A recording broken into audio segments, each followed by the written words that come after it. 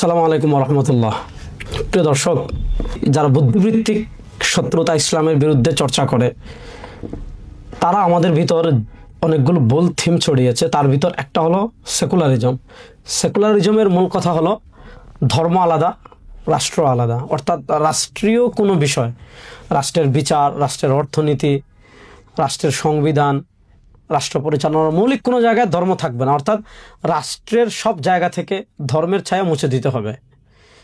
এই কথা যদি কেউ বিশ্বাস করে তাহলে অত্যন্ত স্পষ্ট কথা, পরিষ্কার কথা, সে ইসলামের সীমায় থাকবে না। যদি বুঝে শুনে কেউ কথা বলে, যেটা আল্লামা কাউসারী রহমতুল্লাহ আলাইহি তার হুকম মুহাওয়ালাতি ফাসলুদ্দিন আনিদ দৌলায় প্রবন্ধে লিখেছেন।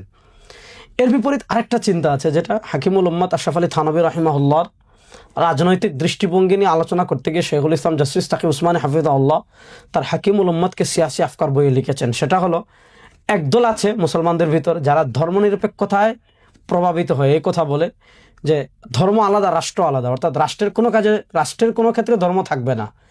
এই চিন্তাকে খণ্ডন করতে আরেকটা চিন্তা এসেছে, সেটা হলো রাষ্ট্রই সব কিছু। অর্থাৎ রাষ্ট্রে ধর্ম বিজয়, রাষ্ট্রে ইসলাম প্রতিষ্ঠা, এটাই হলো সব কিছু। এখন এটাকে সব কিছু সাব্যস্ত করে দেখা যায় ইসলামের অন্যান্য ফরজ বিধানাবলীতে উদাসীনতা প্রকাশ করা শুরু হয়। পর্দার ক্ষেত্রে উদাসীনতা শুরু হয়। নামাজের ক্ষেত্রে নামাজকে তার মৌলিক লক্ষ্য এবং উদ্দেশ্যের জায়গা থেকে সরিয়ে যে এটা ট্রেনিং, এটা ওইটার মাধ্যম, এইভাবে ইবাদতকে তার মূল লক্ষ্য এবং উদ্দেশ্য জায়গা থেকে সরিয়ে ফেলা হয়।